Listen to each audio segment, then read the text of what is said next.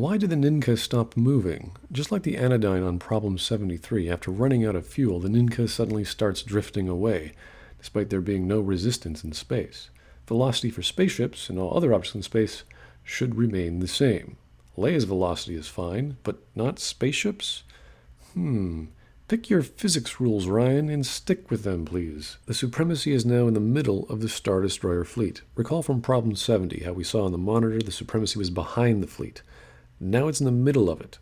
Are they losing velocity? Are they gaining it? Are they diverting energy from weapons to engines? Are the Star Destroyers moving around, or just the Supremacy? Because if not, then there are two possibilities. One, the Supremacy or the Star Destroyers would have the capacity to catch up to the Raddus, or two, all this pointless maneuvering would cause all these ships to lag behind the Raddus.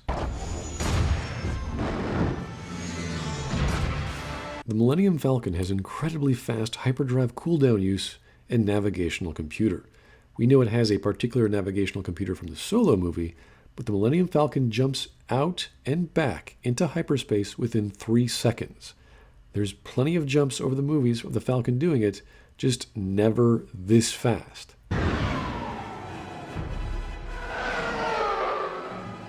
Rey's escape pod is not immediately fired upon. I know it's just an escape pod with no military function, but no one else knows that. It could be carrying a bomb. Wouldn't the Millennium Falcon dropping a mysterious escape pod and then instantly going to lightspeed freak a few TIE fighters out? Rey's escape pod subverts the Canto Bight plot. So Rey's escape pod just passed through all the weapons and security that Finn and Rose made this whole plan over, of code breaking the security net to get to the Star Destroyer. Of course, Finn and Rose subverted the whole hyperspace tracking dilemma too. So why couldn't Finn and Rose simply board an escape pod and dock in the Supremacy? It seems the First Order doesn't care too much about escape pods. There was no conversation of Rey telling Kylo she's coming, or any itinerary communicated between Chewie and the First Order. All this scene needed was Kylo sensing Rey before she exited out of hyperspace, and then him giving an order to someone. But no, we can't do that, Ryan. 10 seconds to explain this impossible scene would be too long. You gotta do it in 3. This is all ironic, considering the next scene. Cloaking our approach, we should be off their scopes. Cloaking a ship is a software function. I can't even explain this. I have no idea what this means. DJ just cloaks ships because software. Forget radar or LADAR or using your eyeballs. Just press some buttons. Scanners can't detect their ship anymore. It's cloaked just because. No one can see it. No TIE fighters. No one looking out a window.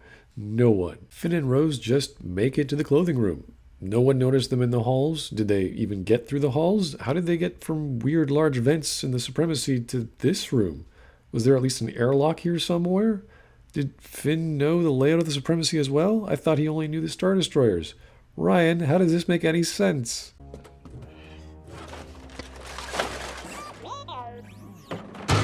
Why put a box over BB-8? I mean, who cares? It's a droid. They're ubiquitous. Of course, if Finn told us that people would notice, or that there's some sort of First Order protocol for how droids should look, then okay.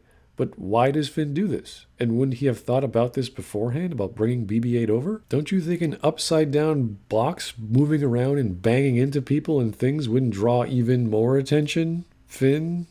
Buddy? Why is everyone in this movie dumb? I saw your future. You will not bow before Snoke. He'll turn. I saw something too. I know when the moment comes, you'll be the one to turn. I saw who your parents are. Rey can see Kylo's future, and Kylo can see Rey's future and past. So Rey can see the future of another person, but not his past, and Kylo can do the same, but both future and past.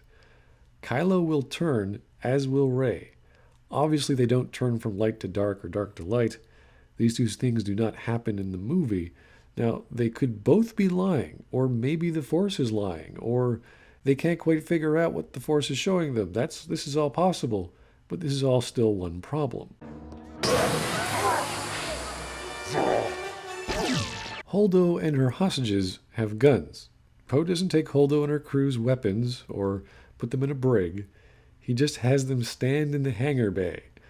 Just now, Holdo decides to act because Poe turns some lights off, while she makes a distraction by covering her attack completely in smoke. Why is everyone in this movie dumb?